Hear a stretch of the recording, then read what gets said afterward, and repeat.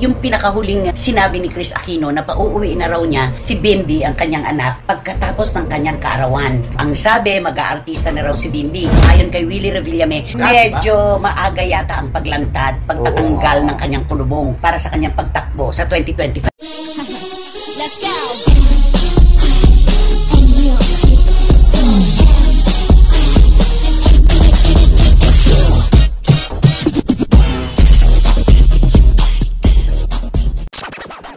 Yung pinakahuling sinabi ni Chris Aquino na pauuwi na raw niya si Bimbi, ang kanyang anak, pagkatapos ng kanyang kaarawan. Ang sabi, mag-aartista na raw si Bimbi. Pasado sa atin yun, pasable. Pero yung sinabi niya na pataas na raw ng pataas ang kanyang gastos sa Amerika, parang makatulong man lang. Anong pinaniniwalaan mong bersyon? Nako, pwedeng pauwiin pero yung makatulong sa kanyang mga bills, yung lumulobong bills sa Amerika, parang hindi. Imposible. Ikaw? Ay, ganun din sa akin. Siyempre, magsisimula pa lang si Bimbi mag-artista, makakatulong baka agad sa kanya yun. Siyempre, ano muna yun. At teka, ang tanong namin ni Romel at ng ating mga kachika, ano sa palagay mo ang magiging role ni Bimbi kapag siya ay nag-artista? Ay, Real talk tayo, ha? Kasi di ba alam mo na si Bimbi, di ba, sinabi naman ni Chris na wag magpupunta sa sport. Di ba? Kasi gusto niya daw, hosting ang inaano niya di ba? Inaano niya noon. Pero ngayon siguro, pwede, total uso naman ngayon yung mga role na, Anong role? yung mga role ng mga, di ba, katulad BL? o yung kay katulad Christian Babel, di ba, yung mga ganyan. O yung si Christian, di ba, nag-ano yun ng gay, pero nag-aamin naman siya na hindi ako gay. Binibigay lang kasi sa akin ang role bilang gay. Ginagampanan ko lang. So, ibig mong sabihin, pwedeng-pwede talaga si Bimbi sa mga role ng Becky? Oo, pwede siya. Yun ba ang pagkakita mo sa kanya at pagkasukat mo sa kanyang itsura? Hindi naman, siguro, kung ako kasi, yung sa akin opinion, no, pag gusto ko, bago pumasok si Bimbi sa showbiz, kailangan yung boom, ganun ka agad. Yung boom? Ano yun? Magpasabog ka agad. Ay, isang biglang pak! Oo, diba? Siguro pag-usapan. Pag-usapan, si Bimbi, kumanap ng gay role sa isang pelikula. Totoo kayang gay siya, diba? Ganun pag-usapan ka agad yan. At gustong-gusto ng nanay niya yan. Ay, oo naman. Di ba napakahirap ng gay role. Ay naman. At saka, pinupuri ang mga artista na talagang versatile. Di ba? Pwede sa role ng machong-macho at pwede naman sa malalambot na role mo naman, di ba? Papel, di ba? Kinatatawa, Romel. Bakit? Mahirap kasi talaga yan. Kasi unang sabak niya yung kaagad, talagang napakahirap. Siguro mag-workshop muna ito. Dapat lang. At saka yung hosting naman, matagal naman na siyang, kumbaga, inihahanda ni Chris Aquino sa hosting. Pero alam mo, ang dami-daming nag-kokomento ngayon na kung si Bimbi, nung bata pa, ay pinayagan mo na ensayuhin ng kanyang amang si James Yap para mag-basketball.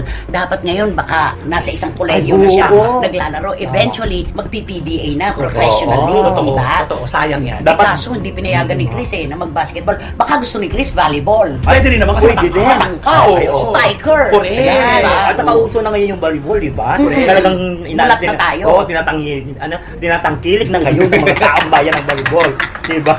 So gusto mo spiker? Oo, spiker siguro kailangan mag-aral muna sa magtalon di ba? Pero meron ring kwento na baka hindi rin tumuloy si Bimbi sa pag-uwi. Kasi hindi raw siya sanay ng malayo sa kanyang ina.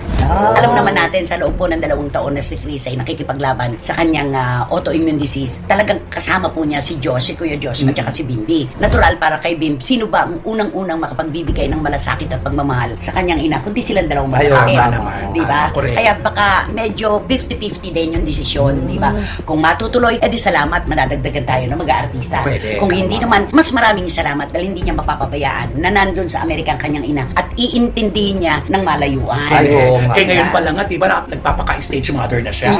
Kaya kapag marami ng nag-artista na ang dami mga intriga, baka lalo siyang maloka. Pero talagang totoo ito, nung bata pa si Bimbi, ang dami-dami na talagang nasulat at naikwento na isa siyang gay. Kaya nagalit nga si Chris Aquino, di ba? Bakit? Ano ang barometer ninyo para sabihin na ang anak ko ganon? Parang ganon. Wala pong masama kung isang tao talaga ay namulat na ang kanyang kasarian ay yung pinili niya. Walang masama doon, di ba naman? Pinagkakapuri nga natin ngayon ng mga anak na Becky kasi talagang tumatay yung poste ng pamilya. Correct. At hindi lang naman siya ang anak ng artista na ganyan. Belong sa LGBTQ+. Diba? At kapag nagkakapangalan na ang artista, hindi nakaligtas kailanman sa bintang ng marami na siya ay kundi tibo Becky. Yun, tama. Parometro yun pag may pangalan na, di ba? Yun. So, kung sakali natutuloy si Bimbi, ayaw niyang paggamit yung apelyido ni walang apelyido pangalan lang Bim lang. Bim, ganon. Bakit kaya Bim, no? Short ng Bimbi, ganon. Hindi, Joshua. Short ng Joshua yun.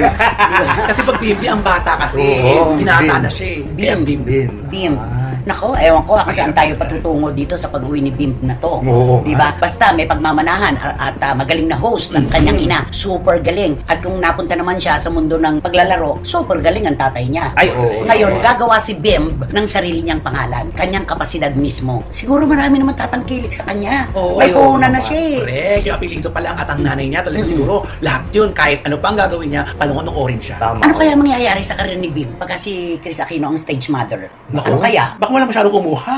Hindi. Kasi ang daming mga hiling ni Chris. Hindi Marami ano? pakikialaman. Ang alaman na Oo. yung mga director. Oo. Sabihin sila, hoy, hindi dapat, ganito dapat yun. Di ba? Pag ibinigay yung script, diba? Naku, pag binasa, siyempre, una-una si Chris babasa yun ng script, di ba? Sasabihin mo ba sa akin yan? Ay, oo. Di ba? Parang kaninang pa ako tinitingnan eh. Ikaliligaya ito ng mga SNLers. Oo. Okay, o sige. Producer ka. Ako, producer ako. This is the script for... The script. Script, script. The Okay. script for Bembe. Can you please read this before you say that this is okay? Nasa niya. No, I think he's not yet ready. He's not yet ready for this kind of role. He's just a neophyte. Siguro gagawin nila yung pungsoy.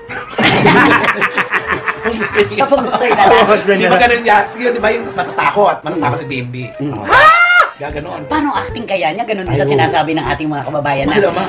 Di ba? Oo. Di ba yung acting daw ni Chris Aquino ay parang, alam mo yun? Oo. Di ba? Yun. But you know, you're so mean to him. If you so that's why you are the mother of him. So what kind of role do you want? I don't want to say anything. What I know is, he knows how to act. Ayan. He knows how to host. Ay, very good. Oh, what do you say to that, Kasi Wendell? there- Do I know you? Kasi there is a three script here. Ay. One is for the gay role, and two for the action, and for the drama. So, Action? you want to be a roast? Well, naku, lang gumaganon-ganon pa ako. Well, ganun-ganon. Kung ano man po, mga kachika, ang kanyang lilinyahan, basta nandito tayo para magkomento at kung maaari ay ating suportahan si Why Bim not? sa Ay, kanyang yes. pangarap. Oo, tama. Di ba naman? Ito yung pangalawa. Kung susuportahan natin si Bimbi. Ito. Ito kaya paano susuportahan natin. So, paano ito? Oh, ikaw ang magsabi, bakit ba? Ano ba? Pinag-isipan daw niyang mabuti ito, ha? Ay, nako, ito na nga. Oo. Pinag-isipan yan. Dati kasi marami siyang trabaho. Maiintindihan natin yon. At pinapalakpakan siya dahil naging honest siya sa sarili niya na hindi niya kaya pa to. Pero ngayon, dahil wala ng trabaho, wala na rin siyang masyadong ginagawa, handa na daw siya. Hoy, Tumakbo para senador sa midterm elections Yes, next at year. 2025. 2025. Oo. So, paano? 2022 kasi may kumukuha sa kanya. Di ba? Yung Oo, poder nga. ni dating Pangulong Duterte. Oo, na pinapunta pa siya ng Malacanang. Usap sa doon. Matagal Oo. siyang kinumbinse pero hindi siya pumayag. Oo. Pero ngayon daw po, ayon kay Willie Revillame, pinag-isipan daw po niyang mabuti ito. At ngayon daw ay handa na siyang sumuong sa laban. Ay. Wala akong alam sa batas, sabi niya. Hindi ako marunong umingles. Pero may puso po ako na marunong tumulong sa mga nangangailangan. Ay, Oo. kanyang ano ka agad, Medyo maaga yata ang paglantad, pagtatanggal ng kanyang kulubong para sa kanyang pagtakbo sa 2025. Kaya ngayon pa lang, nagsasalimbayan na ang mga negatibong patutsada sa kanya. Talagang binabash siya ng gusto ngayon. Alam mo, pinagtataka ko lang kay Willie, ano? Bakit nung una, di ba, maraming naghihikayat sa kanya? Kahit nung panahon pa ni former President Ninoy Aquino, di ba? Ninoy? Hindi, ng Noynoy. Noynoy. Noynoy. Ang Namali yata. Noynoy Aquino, di ba? Hinihikayat na siya tumakbo. Merong kwento. Oo, may mga kwentong gano'n. Pero Tapos- hindi kasing sidhi nung nakaraan. Oo, na kay na President talagang Duterte. kahit si Senator Bongo talagang lumapit sa Correct. kanya para siya imbitahan para tumakbong senador. Pero hindi nga niya, sana, total na kay PRRD rin naman siya Oo. kampo. Ba't hindi niya tularan ang kanilang ulo? Tama. Na nasurpresa na lang tayo, natatakbo na pala. Hindi agad nagdeklaran ang kanyang Oo. pagtakbo bilang Pangulo. Yun na nga Yun yung nga ano ang eh. iniisip ng lahat natin. Bakit masyado siyang naaga? Nanguna siya sa lahat. Oo, Kaya nga. alam naman natin sa mundo ng politika, kapag maaga kang nagdeklara, maiipon na, paghahandaan ka na talaga. Maaga. Marami na Oo. pong politikong nasilat sa kanilang pagtakbo. Tama. Dahil sa maagang pagdedeklara at maaga ring paninira sa Oo, kanya. Oo, tama. kasi Diba? napaghahandaan ka ng labis. Pag maaga kang nag-announce. Tama. Oo, eh, Hahanapan ka talaga ng butas. Oo. At kung walang butas na makita siya, gagawa ng butas para yun may mga ang silid. nakakatakot. Kaya nga, Diba? yun nga naisip ko dyan kay Willie, bakit ngayon walang humihikayat sa kanya, parang yung sarili niya na talaga yung inano niya. Inoffer niya. Inoffer niya na ako, tatakbo na siguro ako. may mga nanghikayat naman. Ah. Di ba pinag-usapan na natin dito noon na talagang, palagay ko papasok siya sa politika. At saka ito yung paraan, tinapat niya talaga na kung saan ang mga tao ay talaga nagtipon-tipon. Di ba? Sa Davao. Sa Davao, di ba? Tapos din sa Quirino, talagang sinabay-sabay niya talaga na para talaga mapag-usapan. At At yun na nga mga kachika, kung nagustuhan mo ang hot topic natin for today's video, ay ano pang inaantay mo? Mag-like ka na at i-share mo na din para mas marami pang magkakaalam sa hot topic na ito. Maraming salamat! Let's go.